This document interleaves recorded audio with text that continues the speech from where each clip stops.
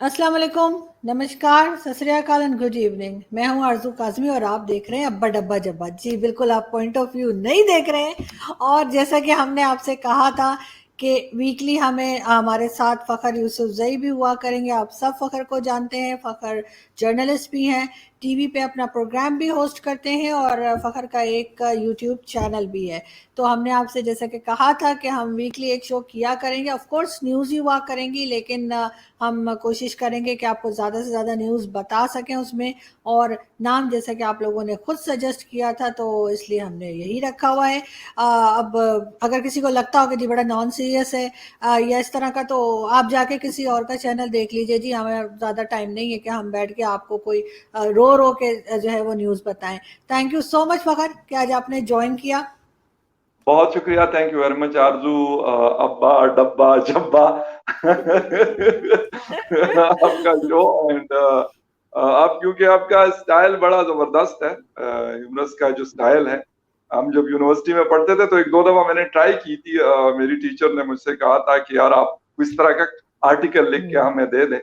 तो मैंने ट्राई किया था कि मतलब उसने कहा कि ये एक स्टाइल है बाकायदा जर्नलिज्म का। कुछ लोग हालांकि इसको ये कहते हैं कि यार इनको कुछ आता नहीं है। बकौल कुछ लोगों के ये ख्यालात होते हैं जब आपसे मतलब उनको इख्तलाफ होता है किसी आपके पॉइंट ऑफ व्यू से या इस चीजों से। तो मैं उनको भी कहता चलूं कि यार ये एक स्टाइल है, बिल्कुल इसमें कोई शक नहीं है और ये दुनिया में चल रहा है, पहले भी था और अब भी चल रहा है, बल्कि अब ज्यादा लोग इसको पसंद करते हैं। Thank you so much Fakhar. हम जी आगे चलते हैं और हम बढ़ते हैं न्यूज़ की तरफ। और सबसे पहले फ़खर हम बात करेंगे नवाज़ शरीफ साहब की।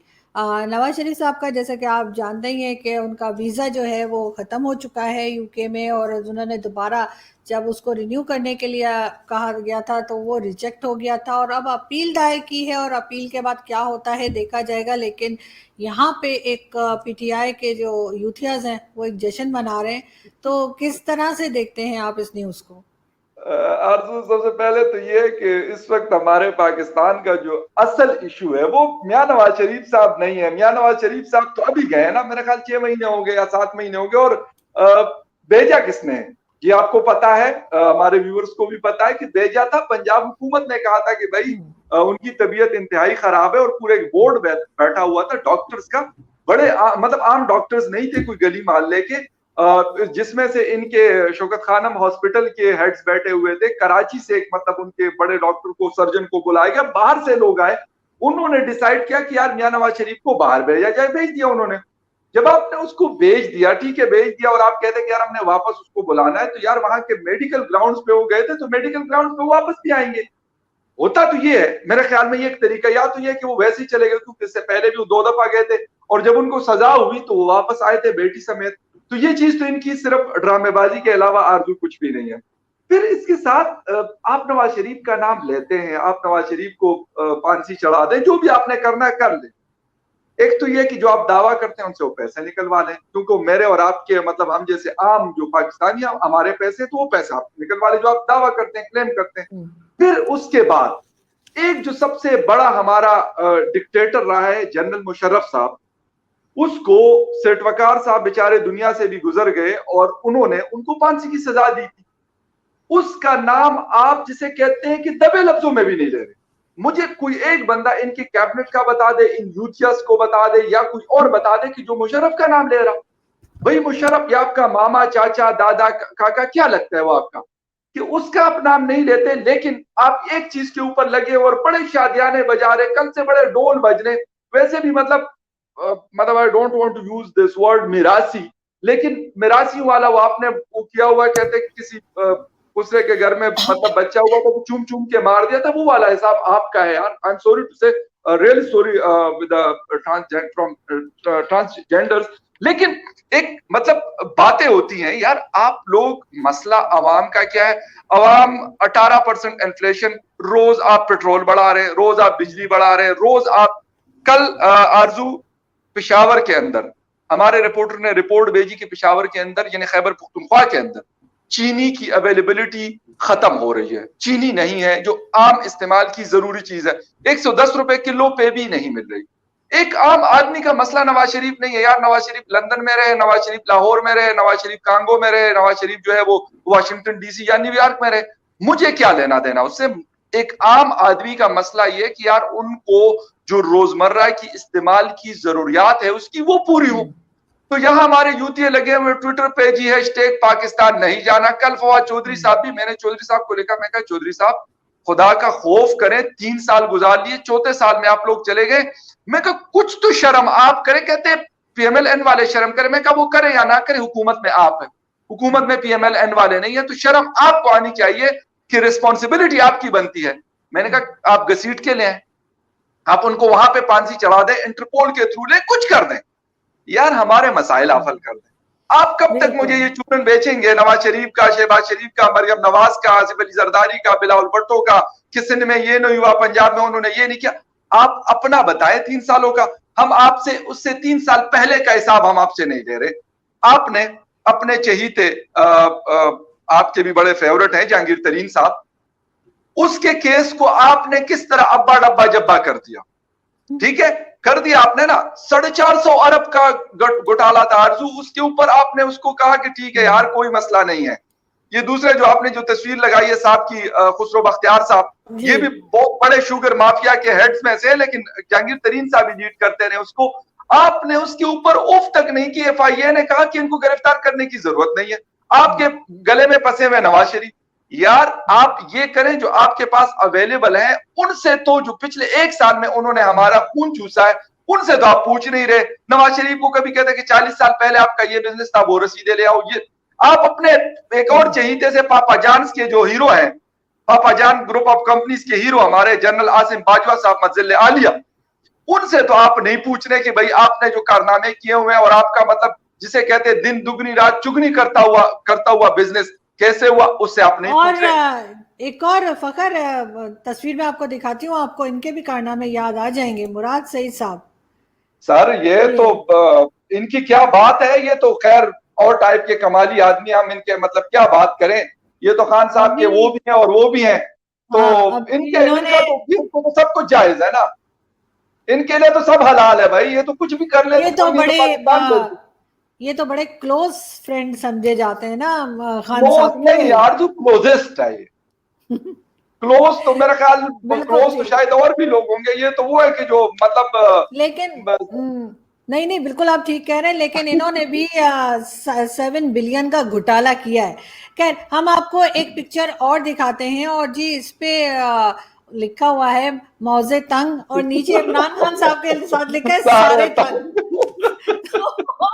ऊपर मौजे तंग और नीचे सारे तंग। तो ये जो सारे तंग जी, ये जो सारे तंग है, इनका एक कारनामा और है, और वो हमारे इंडियन व्यूवर जानते हैं, और वो ये कि जो इन्होंने मोदी जी के पोस्टर लगाए थे एक ड्रैकुला बना के उनको, और कहा कि जी जाके सरीना होटल के सामने लगा हुआ है और हॉर्न बजाइए। मतलब हॉर्न ही अगर बजाना है तो वो 1800 बिलियन जो इनके फौजी लेते हैं एड के नाम पे और अपने फंड्स के नाम पे, वो किस लिए, बजट के नाम पे, जो हमने अगर सिर्फ हॉर्न बजा के कश्मीर के साथ खड़े होते। दूसरा ये भी कहा जा रहा है कि ये कंफ्यूज कर रहे हैं नरेंद्र मोदी जी की, समझ में नहीं आ रहा कि ये चाहते क्या है, ये 370 वापस चाहते हैं या ये कश्मीर की आजादी चाहते हैं।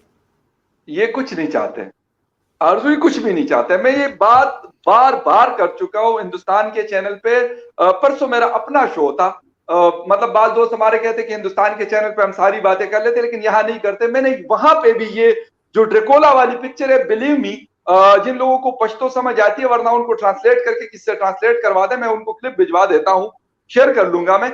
मैंने एग्जैक्ट यही बात की कि आप उनको ड्रैकुला बना दें, आप उनको कोई और चीज बना दें, उससे क्या फायदा कश्मीर या कश्मीरियों को? कोई अगर 1% का फायदा हो रहा है तो आप मुझे बता दें। आपकी वो तस्वीर वहां पे जाके उल्टा आपको लटकाया हुआ है दिल्ली में, जिसे कहते हैं लाल किले के पास, तो क्या हो जाएगा उससे? मतलब एक बात कर रहा हूं, आपने उसकी, अच्छा दूसरी बात, आपने हॉर्न बजाने की बात की, तो मेरे साथ एक पार्टिसिपेंट बैठे हुए थे, तो मैंने कहा यार मैं भी जाके मतलब खड़ा हो गया, लेकिन मैंने हॉर्न नहीं बजाया, मेरी गाड़ी में आम वाला हॉर्न लगा हुआ है। उसके लिए तो प्रेशर हॉर्न का इन्होंने कहा था ना, कि पापा वाला हॉर्न जो होता है आजकल लड़कों ने अपनी गाड़ियों में लगाया होता है, तो मैं कहा उसके लिए यार अलग से मतलब 2-3 हजार का खर्चा करना पड़ता। मैंने तो क्या इनको फखर पता नहीं कि पॉल्यूशन फैलती है, ये शोर मचवा रहे हैं। ये भाई बात आपने खुद भी कर ली कि इनको पता है, इन्होंने मोदी जी को कंफ्यूज किया हुआ है। मैं कहा मोदी जी तो या कंफ्यूज होंगे ये नहीं होंगे, लेकिन इनने 22 करोड़ अवाम को जो सत्यानाश किया हुआ है हर चीज के ऊपर, यकीन करें कि वो मतलब जिसे कहते हैं ना कि मतलब जिसे कहते हैं कि जलील और ख्वार करके रखा हुआ है हर सेक्टर के ऊपर। कश्मीर के ऊपर इनका बाकायदा अमेरिका ने 2 साल पहले इनको कह दिया था कि इंसान के बच्चे बन जाओ और सऊदी अरेबिया में। अमेरिका से तो शायद डरते होंगे, मैं ये नहीं कहता कि उनका इन्फ्लुएंस नहीं होता, लेकिन सऊदिया से तो हम उनके सामने तो बिल्कुल जू राम राम, ठीक है, उनके सामने तो हमारी जू नहीं निकलती। उनका कोई मतलब जिसे कहता है ना छोटा मोटा कोई मिनिस्टर भी आ जाए तो वो भी अगर कोई कह दे कि यार ये नहीं करना, तो हम कहते सरकार बस आपने कह देता ही बस असी सर्व सजूद है। तो वो तो मतलब उन्होंने कह दिया था कि कश्मीर वश्मीर मतलब जाए उधर, ठीक है, आप आराम से इंसान के बच्चे बन जाओ। हाँ, ये शोर शराबे वाला, ये जो ड्रामेबाजी करने वाला है, ये बिल्कुल इनको कहा गया कि आप ये बेशक करते रहे, यार आवाम को भी तो कुछ ना कुछ बताना है ना कि 70 साल आपने उनको अपना मतलब शेरक शेरक कहते रहे, वो शेरक अब कट गया तो इसका मतलब आप तो मर गए। अगर आपकी शेरक कट जाए तो वो तो समझ लें कि आप मर गए। तो वो कहते हैं नहीं हम मरे हुए नहीं, हम जिंदा। देखो हम आवाजें भी लगा रहे हैं, हम ड्रिकोला की तस्वीरें, मोदी जी की तस्वीर को हमने ड्रिकोला के साथ वो करके उसके ऊपर हम प्रेशर हॉर्न भी बजा रहे हैं, उनको जैसे डरा रहे हो, जैसे मोदी जी वहां पे इन्होंने बांधे हुए हो सरीना के सामने आईडी चौक में, वहां पे जाके हॉर्न बजाएंगे और मोदी जी जो है वो वहां पे डर जाएंगे। यार मतलब नॉनसेंस की मतलब एक हद होती है, लेकिन इन्होंने वो सारी हदें पार की। अच्छा, दूसरा इनका बड़ा कारनामा जी आरजू, ये डी चौक से लेके पार्लियामेंट के सामने से डी चौक तक या फिर फ्रेंच एम्बेसी तक, ये 1 किलोमीटर का एरिया जहां पे ये हर साल जो है ये मतलब वॉक करने के लिए निकल आते हैं। लेकिन इस दफा इन्होंने 10-15 मिनट से ज्यादा नहीं लगाई क्योंकि गर्मी भी बहुत थी। अब लाजमी सी बात है, ये जिस एयर कंडीशन में बैठे होते हैं, जिस तरह की गाड़ियों में ये बैठते हैं, तो भाई उस गर्मी में इनके बस का रोक थोड़ी है कि जाके उस गर्मी में मतलब वॉक करे, और धूप दिखती भी है, सुबह के 10 बजे हैं, अब से इस्लामाबाद में अच्छी खासी हवा नहीं लेकिन चलती। लेकिन जी ये आप सब सही कह रहे हैं, लेकिन एक चीज और लोग बड़ा बड़ी बात कर रहे हैं, वो कह रहे हैं कि जी जब ढाका सरेंडर करना था तो एक न्याजी आया था, जब पाकिस्तान का बेड़ा गर्क करना था तो दूसरा न्याजी आया था, और अब कश्मीर की बारी है तो तीसरा न्याजी इन्होंने एज अ प्राइम मिनिस्टर वहां लगा दिया है। लेकिन साथ साथ हम बात करेंगे जी फिरदौस आशिक अवान की, जिसे सारी दुनिया उनको फिरदौस आपा कहती है। तो पहले एक छोटा सा क्लिप और फिर फिरदौस आपा की बात। ये पहला दौरा था जिसमें वो भिखारी बन के नहीं, वो इस कौम का फख्र बन के गए थे।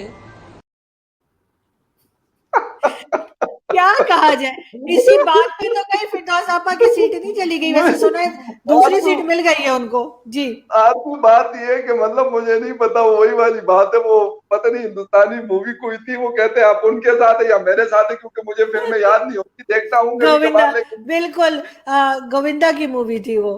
क्योंकि आपका बड़ा होल्ड है इन चीजों पे, तो मुझे तो मतलब खैर बात उनकी मूवीज वैसे ही मतलब उनके डायलॉग शायलॉग और इस तरह की चीजें मुझे याद होती है, तो मुझे समझ नहीं आती कि ये उनके साथ है या इनके साथ है ना, मसला तो सिर्फ उसका फिरदौस आपा का ही है। असल में हुआ कल ये है आरजू की सिर्फ फिरदौस आपा की सीट नहीं गई, वो कह रहे हैं कि फेडरल में दोबारा इनको बुलाए जा रहे हैं, शायद वो गालम गलोच करती है तो सूट करती है ये चीजें पीटीआई को। अगर आप नीचे से लेके ऊपर तक, इवन इमरान खान तक, बल्कि इमरान खान तक ही ये इनका ये पूरा एक सिस्टम है, और उन्होंने ये सिखाया कि यार आप गालम गलोच करो, बुरा भला कहो, जिसे कहते हैं मतलब इस तरह की लैंग्वेज यूज करो जो आम यार एक पॉलिटिशियन शायद नहीं कर सकता। मतलब मैं कहता हूँ बहुत भी बंदा मतलब गिर जाए, लेकिन इतना नहीं गिरता जिस तरीके की लैंग्वेजेस ये लोग यूज करते हैं। मैंने बाकी पॉलिटिकल पार्टीज में कुछ लोग होते हैं, लेकिन इनके इनके सारे के सारे इस किस्म के लोग हैं जो इस तरह की गालम गलोच और इस तरह की चीजें, तो जो ज्यादा गालम गलोच आदमी करते हैं तो उनको अच्छी सीट मिलती है। ये पीटीआई का मतलब हमने खैबर पुख्तनख्वा में भी देखा। और जो बेचारा थोड़ा सा शरीफ और मुहज्जब किस्म का आदमी होता है, वो क्या होता है, उससे कहता है डॉक्टर हिशाम इनामुल्लाह थे उस दिन, शायद मैंने आपको बताया भी था कि उसने मुझे अपना अपना रिजिग्नेशन की वो कॉपी भेज दी। खैर फिर अगले दिन मतलब वो चीज उसमें न्यूज में आई, वो क्योंकि एक शरीफ आदमी था, पढ़ा लिखा आदमी था, खानदानी आदमी था, इनसे बर्दाश्त नहीं हो रहा था। अली अमीन गंडापुर पीछे लगा हुआ है, शहद वाले, और बहुत सारे इनके इस तरह के जो लोग हैं, मतलब जो वो क्या कहते हैं, वो जो शरियार अफरीदी है, मतलब कहते हैं खुदा को जान देनी है, पता नहीं क्या, वो वाले मशहूर हुए हुए, वो वाले इस तरह के लोग इनको सूट करते हैं, दरबारी किस्म के लोग। मतलब वो जो बकवासें कर सकते हो, बेशक वो किसी काम के ना हो, इनको वो वाले लोग शूट करते हैं और ये उन्हीं लोगों को पसंद भी करते हैं जो काम वाले लोग हैं। या तो पीटीआई से निकाले गए हैं, या अगर निकाले नहीं गए तो उनको कुर्डे लाइन लगाया गया है। तो इसलिए फिरदौस आपा जो है, मुझे लगता है कि अब लाहौर से, पहले फेडरल में थी, फेडरल से उनको उठाया गया, 2 महीने गायब रही, फिर उसके बाद उसको पंजाब हुकूमत की सीट दी गई इंफॉर्मेशन की, उसके बाद 6-7 महीने उन्होंने वहां काम किया, पता नहीं क्या हो गया, शायद इस स्लिप की वजह से उसको मेरे ख्याल थोड़ा सा 1-2 महीने के लिए गायब कर दिया जाए। लेकिन सुनने में ये आ रहा है कि फेडरल में उनको एक फिर बड़ी कुर्सी जो है ऑफर हो रही है। तो क्योंकि पीटीआई का ये खासा है, जो बड़ा मतलब कोई ब्लंडर करता है, खुसरो बख्तियार ने किया, आपके असद उमर ने किया, आपके हमाद अजहर ने किया, आपके आजम स्वाति ने किया, आपके शरियार अफरीदी ने किया, आपके अलीमीन गंडापुर ने किया, यानी जिस जिस कैबिनेट के जो लोग हैं, अगर मैं नाम गिनना शुरू करूं तो 52 लोग हैं, सबके नाम तो मुझे याद है नहीं, क्योंकि पूरी जैसे कहते हैं पूरी फौज है इनके पास, इमरान खान साहब के पास। तो सबके सब जो ब्लंडर करता है उससे एक वजारत ली जाती है, उसको दूसरी वजारत दे दी जाती है। शिबली फराज साहब है, अहमद फराज साहब के बेटे, उनको इंफॉर्मेशन से लेके साइंस एंड टेक्नोलॉजी दी गई। अभी आज या पता नहीं कल में मैं देख रहा था कि वो इमरान खान साहब को जो है वो इलेक्ट्रॉनिक वोटिंग मशीन का वो पूरा कोई तजुर्बा करवा रहे थे। और मेरे ख्याल से इनका ये प्लान है कि 2023 का जो इलेक्शन होगा, तो जो इस दफा हमने जीता था ना, मतलब जो खलाई मखलूक के जरिए, तो खलाई मखलूक होगी, लेकिन इस दफा इलेक्ट्रॉनिक जरिए से जो है खलाई मखलूक इनकी हेल्प करेगी। तो इसलिए इनका इन चीजों के ऊपर जोर है। और आपने माउजे यंग और आप सब तंग की बात की, उसकी वजह यह है कि आप डिलीवर करते नहीं है। जहां पे भी आप खड़े होते हैं पाकिस्तान के अंदर, किसी भी तकरीब में, ताशकंद में आप खड़े थे, वहां पे भी आप ये बातें करते हैं, न्यूयॉर्क में आपने तकरीर की, वहां पे भी आप ये बात करते हैं, सऊदी अरेबिया जाते हैं, वहां पे भी आप ये बात करते हैं। यह कोई मौका महल होता है, आप नवाज शरीफ और आसिफ अली जरदारी के कंधे को कब तक इस्तेमाल करते रहेंगे?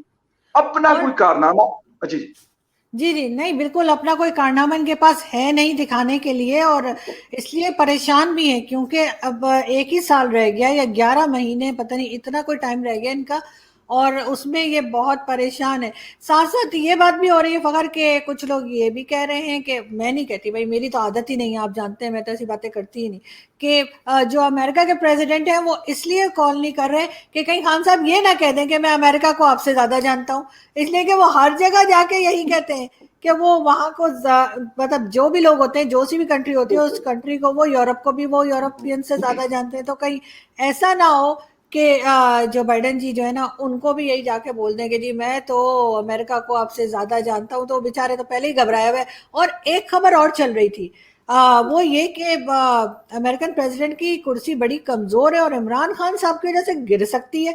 ये क्या लतीफा है? ये लतीफा असल में हमारे आजकल के जो जर्नल्स हैं, वैसे तो उनके बड़े सारे कारनामे हैं, वो हम सबको शुक्र अल्लाह का पता है उनके कारनामे। पहले तो हम जब छोटे हुआ करते थे तो बड़े हमारे सामने हीरोज बनाकर पेश किया जाते थे, लेकिन जब थोड़ी सी समझ बूझ लगी तो फिर उसके बाद हमें अंदाजा हुआ कि यार ये तो मतलब बड़े महान किस्म के, कमाली किस्म के लोग हैं, इन्होंने वाकई बड़े कारनामे किए हुए। ऐसे नहीं पढ़ाया जाता था हमें किताबों के अंदर कि इनके कारनामे। तो ये जनरल रिटायर्ड एजाज अमान साहब हैं, आप अक्सर मीडिया में देखा होगा आपने, और हमारे व्यूअर्स भी उनको जानते होंगे। कल मेजर गौरव आर्या ने वो लगाया हुआ था, उनके वो क्लिप लगाया हुआ था, और उसके ऊपर उसने कहा था कि यार उसकी कुर्सी इतनी कमजोर है जो बाइडेन की, कि उसकी वजह से वो इमरान खान को कॉल नहीं कर रहे। मैं बड़ा मतलब सोचता रहा, यार मुझे नहीं समझ आती कि इमरान खान साहब ने उसकी कुर्सी को नीचे से सहारा दिया हुआ है, उसको पाकिस्तान समझ के रखा हुआ है कि अगर आपकी एस्टेब्लिशमेंट की हाथ, जो उस एस्टेब्लिशमेंट के हाथ आपके कंधों पे होंगे तो आप बड़े मजबूत है, अगर वो हाथ पीछे हो जाए तो आप बड़े कमजोर हैं। यार 200-250 साल की डेमोक्रेसी है वहां पर भाई, आपके जैसा मुल्क नहीं है कि अगर कोई छोटा मोटा उठ के और आपको अगर उसने बेजेस लगाए हुए हैं तो आपको जो है वो मतलब 2 जूते भी मार लेता है और आपको जलील करके वो चला जाता है। ऐसा नहीं हो सकता वहां पर। वो मतलब जितना मर्जी वीक प्रेसिडेंट आ जाए ना, आपके वो स्ट्रांग से वो फिर भी स्ट्रांग होता है। एक तो वो सुपर पावर है, एक बहुत पुरानी डेमोक्रेसी है। इस तरह की फजूल बकवासें करना, वो भाई आपको फोन नहीं करनी। जिस तरह मोदी जी आपकी कॉल नहीं उठाते, आप मिस कॉलें मारते रहे, फिर उसके बाद आपने कहा चलो मैं बात ही नहीं करूं। अब भाई बात तो मैं तब ना करूं कि मुझसे कोई बात करो और मैं कहूं मैं बात नहीं कर रहा। वो बात कर ही कोई मुझसे नहीं रहा और मैं उसको कहता हूँ अच्छा मैं कॉलें भी कर लूं, मैंने सारी चीजें सारे हरबे इस्तेमाल कर, जब वो कॉल ना उठा मैं कहता हूँ मैं तो अब जो है ना इस बंदे से तो मैं बिल्कुल बात नहीं करूं। अबे यार वो अगला तो मुझसे बात करेगा तो मैं बात नहीं करूंगा ना। तो ये तो वही बात है ना। अगर आपको याद हो तो मौलाना फजलुर रहमान का वीजा रिजेक्ट हो गया था अमेरिका का, तो उन्होंने कहा कि मैं अमेरिका ही नहीं जाऊंगा। वो कहे भाई जाओगे कैसे, वो तो वीजा ही नहीं दे रहे, कहते मैं नहीं जाऊंगा। तो यहाँ पे तो इस किस्म के लोग भरे पड़े हैं। और अब ये मोहित यूसुफ साहब अगर मिस कॉल ही करवा दें तो बड़ी मेहरबानी होगी। लेकिन मुझे लगता नहीं कि वो लिफ्ट करा रहे हैं। ये तो वही है ना, एब्सोल्युटली नॉट। तो अब वो नहीं एब्सोल्युटली नहीं, नॉट कहाँ गया इनका? उन्होंने एब्सोल्युटली नॉट कहा है। और ये मतलब इन्होंने 12-14 दिन गुजार लिए वहां पे मोहित यूसुफ साहब ने, क्योंकि इनके कुछ लोगों से मेरी बात चल रही थी एक इंटरव्यू के लिए। तो खैर उन्होंने, उनके ऑफिस ने मुझे बताया प्राइम मिनिस्टर सेक्रेटेरिएट से कि यार मतलब एक बड़े इंपॉर्टेंट विजिट पे वो जा रहे हैं अमेरिका, और साथ में अपने वो चीफ साहब को भी लेके चले गए थे हमारे ISI के, तो उनको भी साथ लेके गए थे। लेकिन अब पता नहीं उनकी तो कोई बात इसलिए नहीं कर रहा, लोग उनसे डरते हैं उसके बारे में। हो सकता है उनसे किसी ने मुलाकातें कर ली हो, क्योंकि उनके साथ बातचीत करते हैं, इसमें कोई शक नहीं है कि पेंटागन उनके साथ बात वही करता है। वही ISI के चीफ जिनके बारे में हामिद मीर साहब ने कुछ वैसे ही बोल दिया था। असल में बहुत सारी चीजें हैं, लेकिन आपको पता ही है कि अगर मतलब गुस्ताखी बंदा कर ले तो उस गुस्ताखी की सजा भी तो फिर होती है। और हामिद मीर साहब बेचारे भुगत भी रहे हैं, पिछले 2 महीनों से बिल्कुल ऑफ स्क्रीन है। कहीं मतलब उनका अपना ग्रुप उसका मतलब आर्टिकल पब्लिश नहीं करता, द न्यूज एंड जंग हालांकि उनका आर्टिकल। हालांकि हामिद मीर साहब ने बिल्कुल नहीं कहा था कि उनके पिछवाड़े में गोली लग गई थी उनकी बीवी से, ऐसा कुछ नहीं कहा था हामिद मीर साहब ने। वो फिर भी बेचारे ने पता नहीं, लोग बीच में से बेचारे ने बातें निकाल लेते हैं। और हरगिज ना बेचारे उनका ने नाम लिया था ना कुछ जी। कुछ भी नहीं किया था। वो बेचारे ने तो वैसे ही ऊपर ऊपर से बात कर ली थी, लेकिन ऊपर ऊपर से बात भी उनके जाके गले की हड्डी मतलब बन गई थी और वो फंस गई थी। तो मैंने कहा वो भी साथ इनको मतलब ये जो हमारे NSA हैं वो साथ लेके गए थे, उनको भी वो शायद ये समझ रहे थे कि शायद इनके ले जाने से मतलब ये हो जाएगा कि वहां पे वो कह देंगे कि चलो यार ठीक है, इनकी वजह से चलो यार कर ही लो यार, 1 मिनट की कॉल है क्या हो जाएगा। जो बाइडेन साहब ने पता नहीं दुनिया में इतनी सारी कॉलें की है, तो एक कॉल ये भी हो जाएगी, क्या फर्क पड़ जाता है। या ये कहते हैं कि चलो यार इमरान खान साहब कॉल कर लेंगे, लेकिन आप फोन तो उठा लो। कल मेरी एक फ्रेंड है, तो उसने कल मतलब एक उसने लगाया हुआ था, गालिबन ट्विटर पे था या पता नहीं किसी स्टेटस पे लगाया हुआ था कि यार जो बाइडेन साहब अपने ऑफिस में बैठे हैं और 3 फोन लगे हुए हैं और सब, तो किसी ने लिखा कहते यार रिसीवर भी सही पड़े हुए हैं। मतलब कि पहले तो ये कह रहे थे कि शायद उन्होंने रिसीवर नीचे रख दिया ना, कहते यार रिसीवर भी सही पड़े हुए लेकिन फिर भी कॉल नहीं जा रही, मसला क्या है। तो मैंने कहा यार मसला जो है, मसला उधर नहीं है, मसला इधर है। जो बाइडेन साहब के बिल्कुल आपने पिक्चर भी लगा दी, दोनों रिसीवर सही पड़े हुए उनके फोन के, लेकिन फिर भी देखिए खान साहब भी पीछे खड़े कि यार रिसीवर सही पड़े हुए फिर भी ये मेरी कॉल नहीं उठाते। तो मेरे ख्याल खान साहब को नहीं पता कि डायरेक्ट उनको कॉल नहीं जाती, उनके 10 लोग और बैठे होते हैं, उनसे होके और पूरा जो प्रोटोकॉल होता है। खैर मतलब ऑन लाइटर नोट हम ये बात करें तो उन्होंने कहा कि कल मैं उसकी पढ़ रहा था, एक न्यूज पढ़ रहा था रात को मैं जब ऑफिस में था, ये हमारे डॉक्टर मोहित यूसुफ साहब की, उसने कहा था कि एक ब्रिटिश न्यूज एजेंसी ने दावा किया है कि इन्होंने बड़ा मतलब ये वाला पॉइंट भी उठाया हुआ कि यार जो बाइडेन ने जो है मोदी जी को भी कॉल कर ली, बोरिस जॉनसन को भी कॉल कर ली, पता नहीं किसकी, शायद क्लिंटन साहब को भी कॉल कर ली, शी जिनपिंग को भी गालिबन की है, मतलब जिन जिनको, हालांकि रशिया और चाइना के साथ उनके जो रिलेशनशिप है बड़े खराब है आजकल, उसके बावजूद कॉल कर ली। कहते अगर नहीं की कॉल उन्होंने तो वो हमारे प्राइम मिनिस्टर इमरान खान न्याजी साहब को उन्होंने कॉल नहीं की। वो तो कोई भी कॉल नहीं करता खान साहब को, जैसे आपने पहले ही कहा कि मोदी जी भी नहीं उठा रहे थे फोन, अफगानिस्तान भी आके दिखा रहा है, चाइना ने भी 2 चपेड़े लगा दी हैं, तो वो तो चलता रहता है। और इसकी तो इनको आदत होनी चाहिए। एक साहब और हैं फखर, जिनका ख्याल है कि शायद वो नेक्स्ट PM बन सकते हैं। आजकल ISPR के चक्कर भी बड़े लगा रहे हैं और आप सभी उन्हें जानते हैं और बड़े भाषण भी देते हैं वो कश्मीर के ऊपर खड़े होकर, पहचानिए। अच्छा ये बस अल्लाह खैर करे, क्योंकि ये भी इन्होंने तो वर्ल्ड कप ऐसे नहीं जीता, लेकिन एक T20 वर्ल्ड कप जो हमने वाइड T20 अभी तक जीता है, वैसे तो वनडे में भी हमने वही वाइड T20 वर्ल्ड कप था जो हमने जीता था और अभी तक हम उसको भुगत रहे। और इस साहब ने भी जो है एक वर्ल्ड कप जितवाने में बड़ा इसका मतलब मैन ऑफ द सीरीज भी ये रहे थे, मतलब मैन ऑफ द टूर्नामेंट थे ये वहां पर लंदन में जब हमने जीता था। तो मैं कहता हूं कि यार ये ना हो कि ये मतलब एक गया और इसके बाद फिर दूसरा आ जाए, मतलब और ऐसा हो भी सकता है, कोई मुश्किल वो नहीं है। मैं भी शायद साहिबा भी बातें कर रही है कि यार मैं ठीक है वो एक फिल्म में भी रोल भी या पता नहीं ड्रामे में शहीद बेनजीर भुट्टो साहिबा का रोल भी कर रही है, तो उसके बाद तो मेरे ख्याल उसका दिमाग और हो जाएगा कि यार देखो मैंने रोल भी कितना जबरदस्त तरीके से वहां पे रोल प्ले किया हुआ है। तो इसके साथ यार मतलब इसी तरह ही चल रहा होता है ना। डायरेक्टर ही आपको पाकिस्तान में वो कंट्रोल कर रहा होता है, और उसको पता है, वो डायरेक्टर्स भी उनको पता है कि यार कौन सा डायरेक्टर है, वो हमसे बहुत अच्छे तरीके से उनको जानती है, बड़े अच्छे उसके ताल्लुकात हैं, और शायद खान आफरीदी साहब के भी बड़े अच्छे ताल्लुकात हैं। तो खुदा खैर करे ये ना हो कि मतलब एक जाए और दूसरा आ जाए, ये भी मतलब यहाँ से ना, अब आई एम सॉरी लाला, लेकिन मतलब होता है ना कुछ, मैं खुद पठान हूँ, होता है दिमाग का मसला। बिल्कुल, इसका आपसे ज्यादा कौन जानता होगा कि पठानों का मसला होता है। एक वीडियो और हम देखते हैं फखर। कि जो मुल्क के ऊपर कंट्रोल करके सारी रिसोर्सेज पे बैठ गए। आप महमूद रहमान रिपोर्ट पढ़ें, महमूद रहमान कोई ऑपोजिशन लीडर तो नहीं था, जस्टिस था। उसने जो रिपोर्ट दी थी उसमें कुछ चीजें तो पढ़े। उसने कहा फौज की टॉप ब्रास का सत्यानाश हो गया, करप्ट हो गई है, सॉफ्ट हो गई है, प्रोफेशनलिज्म खत्म हो गई है, एज एन इंस्टीट्यूशन बर्बाद हो रही है। तब कहा था सिविलियन अफेयर्स में। आज सोचें कि फौज जो आज फौज करवा रहा है जनरल मुशर्रफ अपनी कुर्सी के लिए, आज फौज का क्या हाल हो रहा है। ये लड़ने वाली फौज नहीं है, और ये फौज जब अवाम फौज के खिलाफ हो जाए, वो फौज की क्या मुस्तकबिल है। अच्छा, बेनजीर भुट्टो को और नवाज शरीफ को मुल्क में आना चाहिए या नहीं आना चाहिए, या आप जैसे सियासतदानों के लिए मैदान खुला छोड़ देना चाहिए? बिल्कुल आना चाहिए दोनों को, और मैं अभी मियां नवाज शरीफ से मिलने जा रहा हूं, और मैं उनको पूरी ताकीद करूंगा कि वो जल्दी से जल्दी वापस आए पाकिस्तान। नहीं आते ये दोनों, उस वक्त सियासतदान क्या करेंगे? अगर वो नहीं भी आते तो हमारी जद्दोजहद रहेगी, लेकिन हम कोशिश करेंगे दोनों को बुलाने की। हमारी जद्दोजहद चलेगी। सारी ऑल पार्टीज कॉन्फ्रेंस है लंदन के अंदर, जिसमें हम ये फैसला करेंगे कि हमने आगे कैसे मिलकर एक जॉइंट स्ट्रगल करनी है, पहले जमहूरियत के लिए और उसके बाद फिर अपने इलेक्शन मैनिफेस्टो। इमरान खान जी, तो ये थे इमरान खान, और ये उससे पहले की बात है जब जाहिर है कि वो इस तरह से पीएम नहीं बने थे, या पीएम नहीं बनना था उन्होंने, लेकिन तब वो फौज के बारे में क्या कहा करते, मतलब क्या कुछ कहा करते थे, वो हमें इसमें सुनाई दे रहा है। और मेरा ख्याल है कि बाजवा साहब को भी सुन लेना चाहिए। तो मतलब खान साहब के ऊपर 5 लाख तो फाइन पक्का है, 2 साल के लिए अंदर करें ना करें, लेकिन 5 लाख मिलने पे उसमें से नहीं, लेकिन उसमें से फखर 5 लाख का जो जुर्माना लगेगा खान साहब पे, उसमें से आधे पैसे बाजवा साहब ने आपने मुझे देने, क्योंकि ये बंदा मैंने आपको पकड़ के दिया।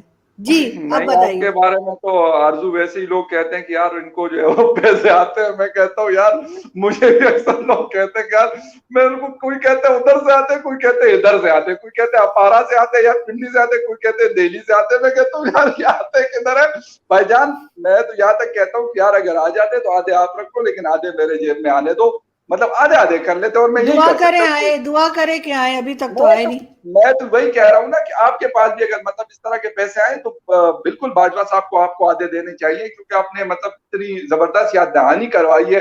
10, 12, 15 साल पुरानी बात उनको याद करवाइए। हालांकि हो सकते वो भूले हुए हो, या हो सकते उन्होंने देखा भी ना उस वक्त, क्योंकि उस वक्त तो मेरे ख्याल लेफ्टिनेंट जनरल के आसपास होते होंगे ये जिस वक्त ये खान साहब बड़े जज्बाती होकर बातें कर रहे थे। असल बात यह है कि बातें उन्होंने सच्ची की, इसमें कोई झूठ नहीं। लेकिन मुसीबत यह है कि जब आपके पास इख्तियार नहीं होता, या आपके पास इख्तियार नहीं था, आप उस वक्त सच्ची बातें, सही बातें कर रहे थे। लेकिन आज आपके पास इख्तियार है, आप बिल्कुल आए बाय शाय अब्बा डब्बा जब्बा आप कर रहे होते हैं। मसला ये है कि आज आप, मैं ये नहीं कहता यार कि आप पाकिस्तान फौज के साथ या पाकिस्तान आईएसआई के साथ या दूसरे जो हमारी इदारे हैं उनके साथ कोई झगड़ा शुरू कर, लेकिन एटलीस्ट उनको आहिस्ता आहिस्ता से रिफॉर्म्स करवा के जो बातें आप करें कि यार आपकी फौज के जो लोग हैं, कुछ लोग हैं, मैं ये नहीं कहता आरजू, मुझे अभी एक कैप्टन यंग लड़का शहीद हुआ था वजीरिस्तान में, ईद से पहले की बात है, और हमारे खैबर पख्तूनख्वा से उसका ताल्लुक था, बिलाल, कैप्टन बिलाल था गालिबन। तो यकीन करें मैं उनके पेरेंट्स को देख रहा था, एक छोटा सा वो गाँव था उनका, और वो मतलब उसके फादर जिस तरह सर रख के उनके मतलब बक्से के ऊपर और रो रहे थे, बिलीव मी कि मुझे यकीन करें कि मुझे मतलब बड़ी तकलीफ हुई इस चीज की। मैं कहा यार ये बच्चा जो गया, कितने मतलब अरमान होते होंगे इसके फैमिली के कि यार मेरा बच्चा जो है पढ़ेगा, पढ़ने के बाद जो है वो इस तरीके से ऑफिसर बनेगा। जब उस ऑफिसर की उसको मतलब वो हुई, उसकी डेड बॉडी उसके घर पे आई, यार मतलब उन लोगों की हम बड़ी कदर करते हैं। बिलीव मी, मैं कहता हूँ यार उनकी मैं बड़ी कदर करता हूँ, लोग मैं रिस्पेक्ट करता हूँ, मैं सल्यूट करता हूँ। लेकिन जो जिनकी वजह से ये हालात हैं, मैं कहता हूं जितना जलील बंदा कर सकता है ना वो काम, क्योंकि बिल्कुल। गाते और जी गाते आप ये हैं, और जो बेचारे गोली के लिए जो है उस तरह के कैप्टन, हमारे सिपाही, हमारे जो छोटे रैंक्स के लोग होते हैं, वो बेचारे गोली खाने के लिए नॉर्थ साउथ वजीरिस्तान में भी सामने खड़े हैं। वो मतलब जहां पे भी हम कह दें इंसर्जेंसी होती है वहां पे वो गोली खाने के लिए खड़े हैं। और मजे कौन कर रहा है? मजे ये क्लास करी जिनका जिक्र अभी इमरान खान साहब ने खुद किया अपने में। बिल्कुल आप सही कह रहे हैं। और सबसे बड़ी बात कि हमें ये भी समझना चाहिए, बल्कि हमें क्या सारी दुनिया को समझना चाहिए कि जब किसी किस्म की जंग होती है या जंग ना हो, इस तरह से जो इधर उधर गड़बड़ मचती है, चाहे एलओसी पर हो या कहीं हो, दोनों तरफ के लोगों को नुकसान होता है। दोनों तरफ एक ही जैसे इंसान रहते हैं, दोनों साइड पे ही उनको गोलियां भी लगती हैं और वो शहीद भी होते हैं। और हमें इस चीज को कंट्रोल करने की जरूरत है ताकि हमारे यहाँ और मजीद दोनों देशों में, चाहे पाकिस्तान हो, भारत हो, कोई भी, अफगानिस्तान हो, कोई भी अफगानिस्तान कंट्री हो, हो, कोई भी हो, अफगानिस्तान हो, ईरान हो, कहीं भी हो दुनिया में, कहीं भी ऐसा नुकसान ना हो। इसके लिए हमें आवाज उठाते रहने पड़ेगी, हमें बात करते रहना होगा, हमें डरना नहीं होगा। तो बिल्कुल बहुत शुक्रिया फखर कि आज आपने ज्वाइन किया। और जाते जाते एक छोटा सा वीडियो, क्योंकि हमारे जो व्यूवर्स हैं वो वीडियो बड़ी पसंद करते हैं, एक वीडियो हम उनको और दिखाते हैं। वैसे देखी हुई आप लोगों ने पहले भी, क्योंकि आजकल हमें कोई नई कुछ खास मिली नहीं। अगर किसी को वीडियो मिले तो प्लीज हमें इनबॉक्स आप भेज सकते हैं। अगर कोई इंटरेस्टिंग वीडियो आपको मिलती है तो हमें जरूर भेजिए, हम उसको अपनी जो वीडियो बनाते हैं या जो इंटरव्यूज बनाते हैं उसमें जरूर इस्तेमाल करेंगे। जाते जाते एक वीडियो और।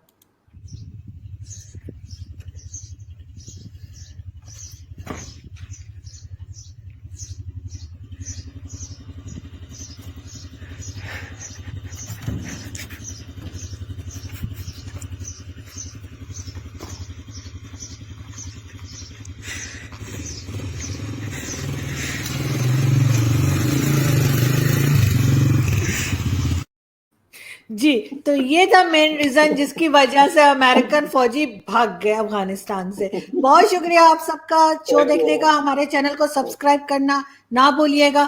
फखर के चैनल पे भी जाइए और फखर के चैनल को भी सब्सक्राइब करना ना भूलिएगा। Thank you so much Fakhar. आपसे मुलाकात होगी इंशाल्लाह next week. Thank you. Thank you.